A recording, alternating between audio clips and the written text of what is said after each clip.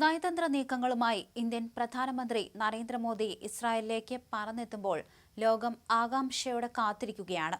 എന്താണ് ഈ super star നേതാക്കൾ ചേർന്ന് ഒരുക്കാൻ പോകുന്നത് എന്ന്.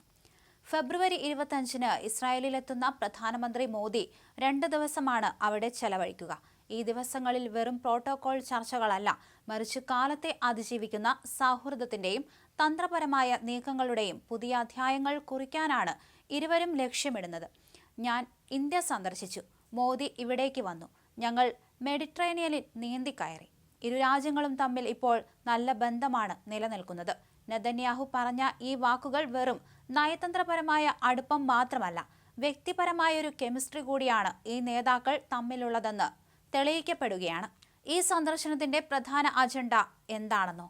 അത് അമ്പരപ്പിക്കുന്നതാണ്. മധ്യേഷ്യയിലെ തീവ്രവാദ സംഘടനകൾക്കെതിരെ ഒരു ശക്തമായ സഖ്യം രൂപീകരിക്കുക. എന്റെ കണ്ണുകൾക്ക് മുന്നിൽ കാണാവുന്ന തരത്തിൽ മധ്യേഷ്യയ്ക്ക് ചുറ്റിലോ അതിനുള്ളിലോ സമ്പൂർണ്ണ സഖ്യത്തിലൂന്നിയ ഒരു സംവിധാനം ഞങ്ങൾ രൂപീകരിക്കും.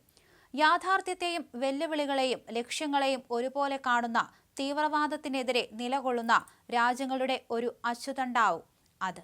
ഒരു സർക്കാർ യോഗത്തിൽ സംസാരിക്കവേ നെതന്യാഹുവിന്റെ വാക്കുകൾ തീവ്രവാദ വിരുദ്ധ പോരാട്ടത്തിന്റെ ഗതി മാറ്റിയെഴുതാൻ പോന്ന ശക്തി പ്രകടനമായിരുന്നു.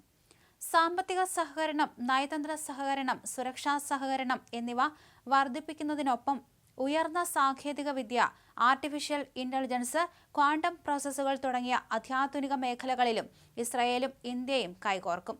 ഇതൊരു വെറും ഇരുരാജ്യ സഖ്യമല്ല, മറിച്ച് ഗ്രീസ്, സൈപ്രസ് കൂടാതെ പേര് വെളിപ്പെടുത്താത്ത അറബ്, ആഫ്രിക്കൻ, ഏഷ്യൻ രാജ്യങ്ങളും ഈ മെഗാ കൂട്ടുകെട്ടിൽ അണിനിരക്കും എന്നാണ് വിവരം.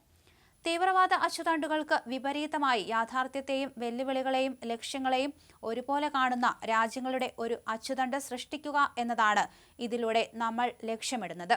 നെതന്യാഹുവിന്റെ ഈ പ്രസ്താവന ഒരു സഖ്യത്തിന്റെ വിശാലമായ ലക്ഷ്യങ്ങളെ വ്യക്തമാക്കുന്നു. നമ്മൾ സഖ്യമുണ്ടാക്കാൻ പോകുന്ന രാജ്യങ്ങളെല്ലാം വ്യത്യസ്തമായ കാഴ്ചപ്പാടുകൾ പങ്കുവയ്ക്കുന്നവരാണ്. പക്ഷെ നമ്മൾ തമ്മിലുള്ള സഹകരണത്തിന് വളരെ വലിയ ഫലങ്ങൾ നൽകാനാകും. തീർച്ചയായും അതിന് നമ്മുടെ ശക്തിയും ഭാവിയും ഉറപ്പാക്കാനും കഴിയും.